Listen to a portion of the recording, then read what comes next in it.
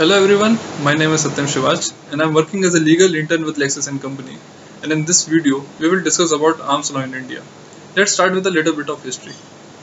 Prior to Sepoy Mutiny in 1857, also known as the First War of Independence, there were no prior gun controls law in India. People were free to carry weapons of any caliber with no prior permission for the same. The mutiny or the First War of Independence was crushed with great efforts needed from the Britain. The British then decided to turn their attention to the governing a vast nation like India, which was having more than 250 billion of population, with the regulation and on the arms and ammunition. They then decided to restrict the Indians from carrying arms, and then which leads to enactment of the Arms Act 1878. The Indian Arms Act of 1878 was the first gun control law in India. It seemed reasonable for the face to it, but in practice getting an arm license because of a tiresome process from an Indian. This law made it mandatory for any Indian wishing to own a gun to obtain license. It was passed solely to maintain the crown rule in India as a mutiny among the Sepoy instilled a fear in the mind of the British that in such revolts continue to happen and they may lose their hold over the Indian. Then let's see the present law of India. In 1959, the Arms Act of 1878 was enacted by the British was finally repealed and new and absolutely new law was passed. Although better than the British edition, it was also have a reflective of Indian government suspicion towards its own citizens. This act gave arbitrary use of power to the licensing authorities, as they could reject any application of a gun license without citing appropriate reasons for the same. This also brought forward the lack of transparency regarding the gun law of India. The Act of 1959 was supplemented by the Arms Rule of 1962. They both together regulate, prohibit execution or possession of or manufacturing, sale or export of transfer or firearms except with a license, which in itself is a long and difficult process and to take even years to complete. The Indian Arms Act in India divides firearm into two categories. One is the prohibited bore, then the next is non-prohibited bore. Acquiring license for the prohibited bore category was close to impossible for any other than defense personnel and family heirloom. But over the years, especially after the Mumbai terror attack of 2008, the government made significant change in the line with the safety of the citizens regarding the existing laws in India. Now civilians who successfully prove that they are apprehended to grave and imminent threat to their life or those who live in the terrorist prone areas of government officials who have made themselves target in front of the terrorists by the nature of their job, or MLA or MPs or citizens associated with anti-terrorist programs or their family members.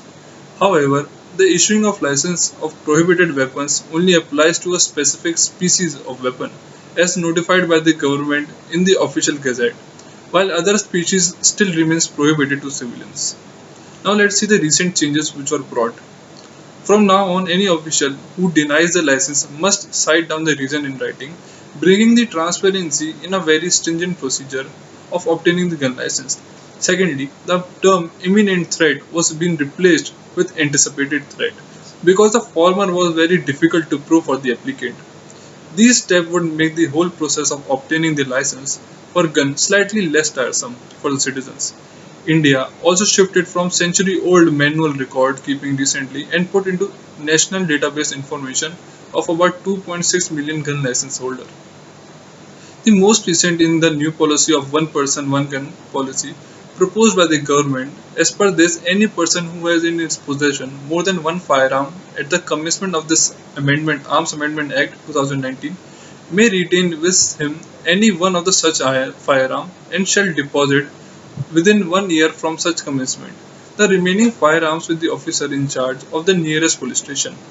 This has been proposed in order to reduce the number of illegal guns among the civilians and to reduce gun violence in general. Now, how to apply for a gun license in India? In India, the law pertaining to the grant of license are governed under various sections of Arms Act of 1959, Arms Rule of 1962, and Armed Rules of 2016. These acts prescribe the stringent and expensive procedure for the citizens to procure licenses for possessing a gun. There are different categories provided under Article Section 35 to 46 of the Arms Rule 2016, in which one may can apply in the uh, followed section. License for the destruction of wild animals which pose a threat to human being and crops. This comes under the protection of life and property, which in turns are a reason for a self-defense. License. The next is the license for the purpose of target and training purposes. The trainer must be an adult, and the trainee must be not below age of 15 and not above the age of 21. Then the next is license for a sports shooting association, followed by licensing for shooting ranges, and they are also licensed for accredited trainers. Quantity of ammunition for sports person, shooting association, and etc. Then there are licenses to museums, licenses for arms and ammunition for theatrical, film or television production. Then there are licenses to an international shooter who has come to India to participate at shooting events in India. Then the next is acquisition, possession and export of arms and ammunition by tourists visiting India. Then there are licenses for firemen free zone. Apart from these reasons stated above, the self-defense or crop protection or sports are the other reason one may get licenses in India. Then what is the procedure to be followed to get a license? Before following the procedure, a person need to fulfill the basic age criteria, that is, not to be less than 21 years of age, and he must be of sound mind and have a justified reason for acquiring a gun license. After that, one need to file an application under Section 13 Clause 1 of the Arms Act 1959 pertains to the procedure of application, which must in accordance with the Chapter 2 of Arms Act 1959 and also to pay the prescribed fees. Moreover, gun license formalities are also available at the Indian Ordnance Factories. Then the next is to call for the report. Section 13 Clause 2 of the Arms Act 1959 empowers the license authority to call for the detailed report made by the police officer of the nearest police station within a prescribed time period. In case a police officer fails to submit the report, then the licensing authority may use its discretion and may either approve the application or refuse it. Then the next step is the license for different purposes. In case of self-defense, the license for smoothbore gun can be granted. However, in the case of sports and crop protection, the license for muzzle loading gun can be granted. If, in case the licensing authority is satisfied that muzzle loading gun is not sufficient, then it may grant the license for any other gun. Then the next and the final step is the satisfaction of the licensing authority.